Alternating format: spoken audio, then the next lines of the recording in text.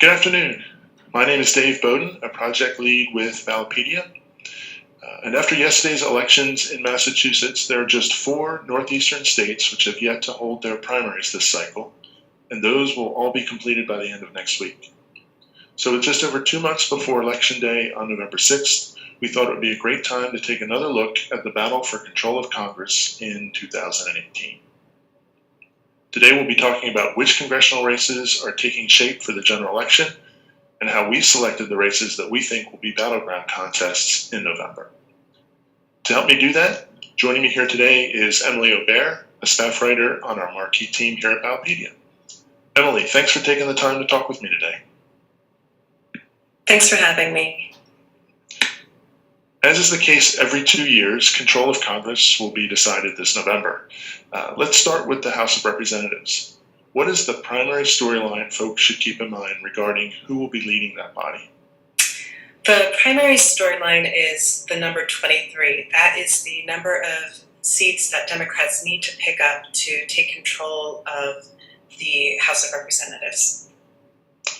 And how likely is that to happen? Well, there are a few factors to consider. The first is that Republicans control the White House, and typically the party in control of the White House loses seats during midterm elections, particularly when the president's approval rating falls below 50%. So in Ballotpedia, we actually aggregate the presidential approval rating from nearly 20 sources, and we currently have President Donald Trump at about 42% approval rating, and this clearly favors Democrats in the fall. That's interesting national context for sure, but congressional elections are done nationally. They're conducted on a district-by-district basis. Do the national elections publications think that there are enough districts where Democrats have a chance to win seats that are currently held by Republicans? Yes, when we look at race ratings from sources like the Cook Political Report, Inside Elections, and Larry Spato's Crystal Ball, which indicate if one party is perceived to have an advantage in the race, and if so, the degree of that advantage, what we see is that the majority of seats in the closest races in the country are currently held by Republicans. So the Cook Political Report, for example, currently rates 66 races as competitive. That is a district that is a toss-up or leans slightly Democratic or Republican. And Republicans are defending 62 of those seats. Wow. And Ballotpedia also classifies certain districts as battlegrounds based on the likelihood that those races will be competitive in November. How many seats do we have in that category at this time? We currently have 74 races categorized as battlegrounds, and of those, 59 are currently held by Republicans, while Democrats only hold 9 of them. We are not considering these 6 Pennsylvania seats on this map as under the control of either party, since they are completely new following redistricting in that state this year. With that many competitive seats, it would definitely seem like the House is in play. Are you seeing any national level trends which appear to be impacting these upcoming elections? For example, trends in voter turnout in the primaries? Well, what voter turnout numbers are showing us is not that Republican turnout is low, but rather that Democratic turnout is slightly up, particularly among white voters with a college degree. But this isn't happening universally across the country.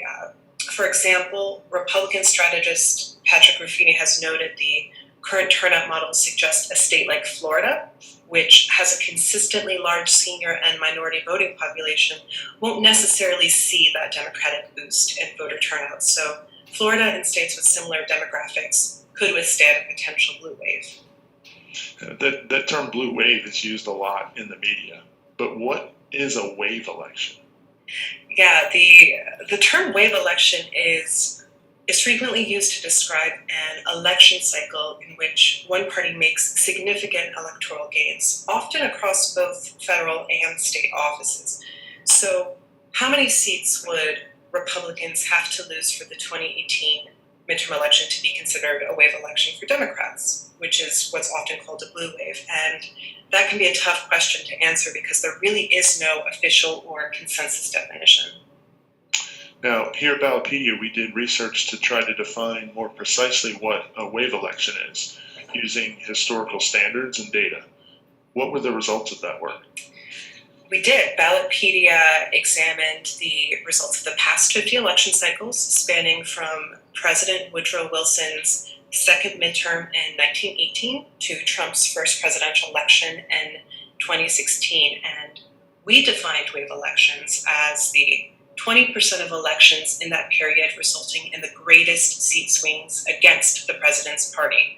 And under that definition, Republicans would need to lose 48 U.S. House seats for this to be a wave election, historically speaking. But other analysts have different criteria, right? Yes. For example, Amy Walter of the Cook Political Report said that a Democratic gain of 35 House seats this year could qualify as a wave.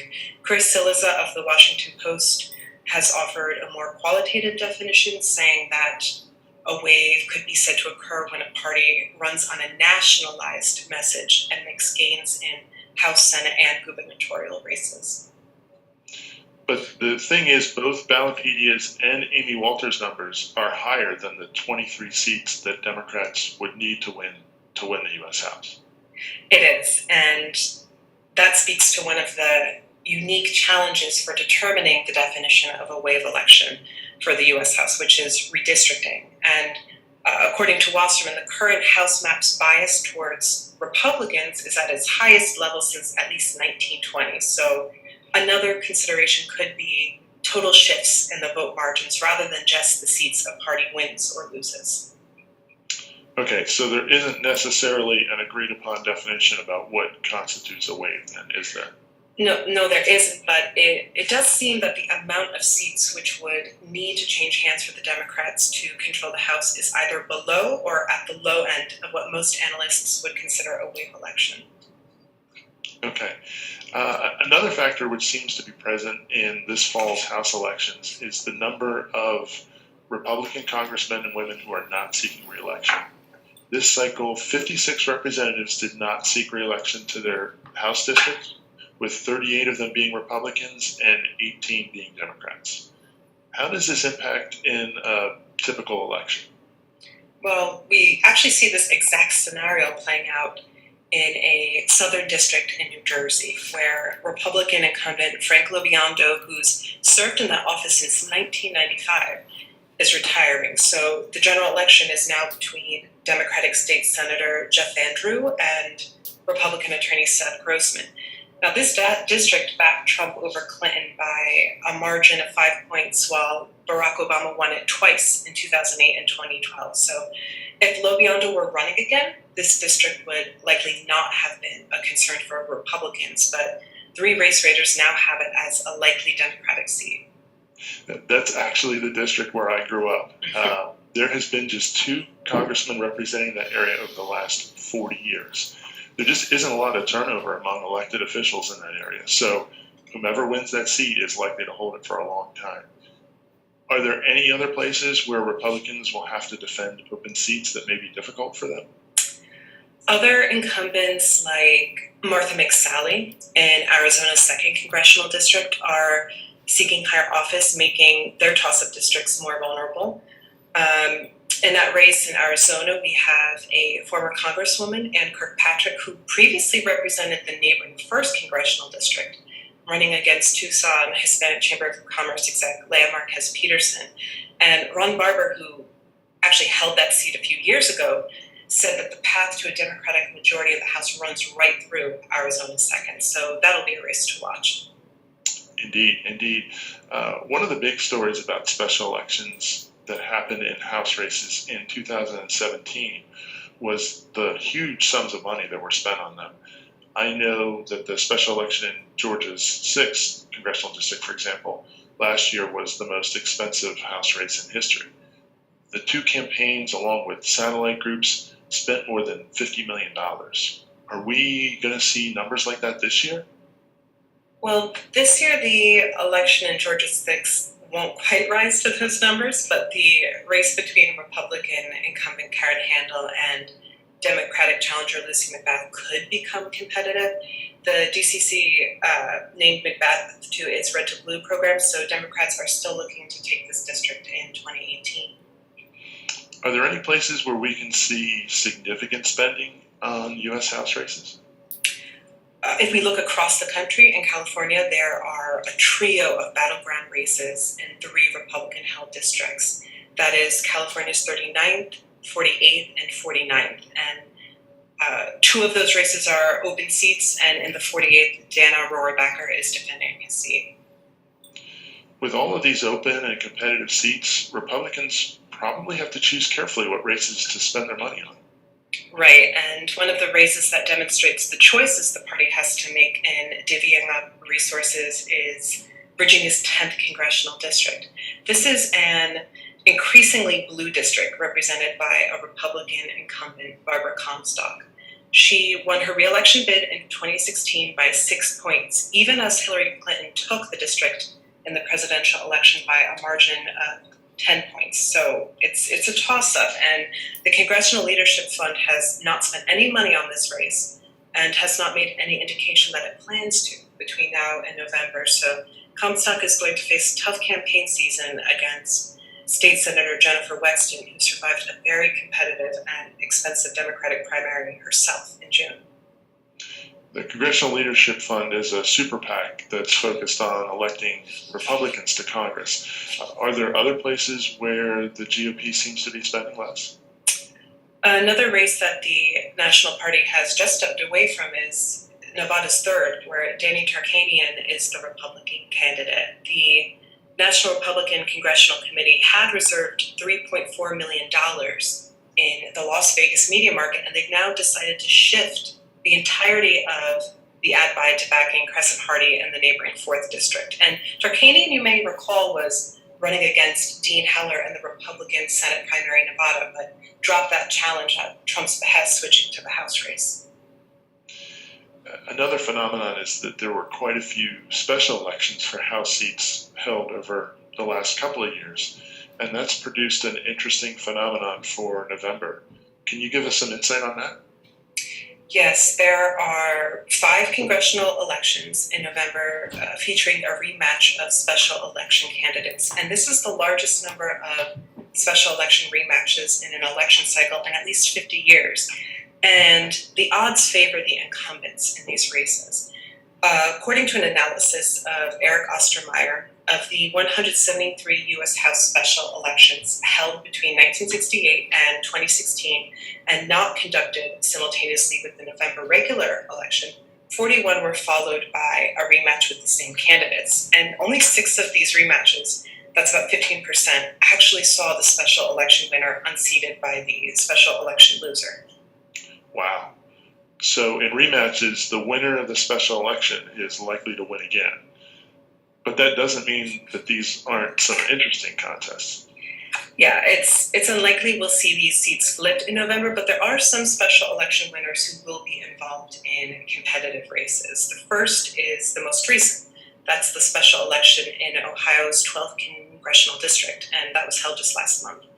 It wasn't called for about 3 weeks because absentee and provisional ballots were still being counted, and ultimately, State Senator Troy Balderson, a Republican, defeated Franklin County Recorder Danny O'Connor by less than 1 percentage point. So this is a race that we can expect to see Democrats making a concerted second attempt at. That's really fascinating stuff.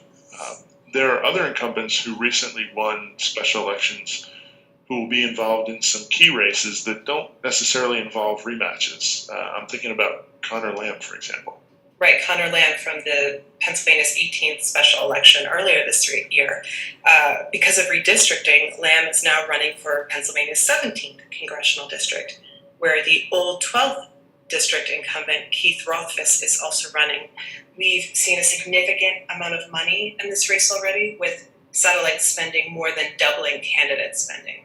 Another interesting special election newcomer to watch is Greg Gianforte, who had a contentious special election victory in 2017 for Montana's at-large district. If you remember, he physically assaulted a reporter on the eve of the election, and This year, he is facing an expensive reelection bid against Kathleen Williams, a former state legislator and conservationist. All right, so we've talked a lot about the issues facing Republicans. Are there any states in particular where Democrats are on the defensive in November? I would point to Minnesota. There are 4 battlegrounds in Minnesota, and the state is essential to Democrats' plans to take control of the House. They are hoping to flip seats in the 2nd and 3rd districts there, but they currently control the seats in the 1st and the 8th, which they are defending in battleground open races. Now, both of those districts backed Trump by 15 points in the presidential election, making them very competitive for a Republican candidate. Emily, thank you for this very thorough analysis of the factors impacting control of the House. But just over a third of the seats in the United States Senate are also up for election. So what does the Senate map look like? Well, we see the opposite story playing out on the Senate map from the House map. It's Democrats on the defensive. So there are 35 Senate elections, including 33 regular elections and 2 special elections, and just 9 of those seats are held by Republican incumbents. That means 26 Democratic-held seats, if we include those of independents Bernie Sanders and Angus King, who caucus with the Democrats, are up for election this year. And 10 of those seats held by Democrats are in states won by Trump in the 2016 presidential election. Who are the most vulnerable Democratic incumbents? I would look at Joe Donnelly in Indiana, Claire McCaskill in Missouri, and Heidi Heitkamp in North Dakota. And, of course, West Virginia. Yes, West Virginia is an interesting state. Trump had his largest margin of victory in West Virginia, where he defeated Hillary Clinton by 42 points. But the Democratic incumbent, Joe Manchin, is a well-known figure in the state. He previously served as Secretary of State and the governor, but his campaign ads have reflected the reality of Trump's popularity, focusing on presenting Manchin as an independent voice in the states that is becoming increasingly red.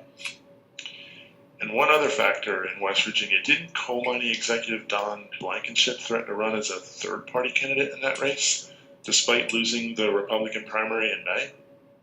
He did, and Blankenship and Republicans were undoubtedly pleased last week when the state Supreme Court denied Blankenship's appeal to be added to the ballot as the Constitution Party candidate due to the state's sore loser law.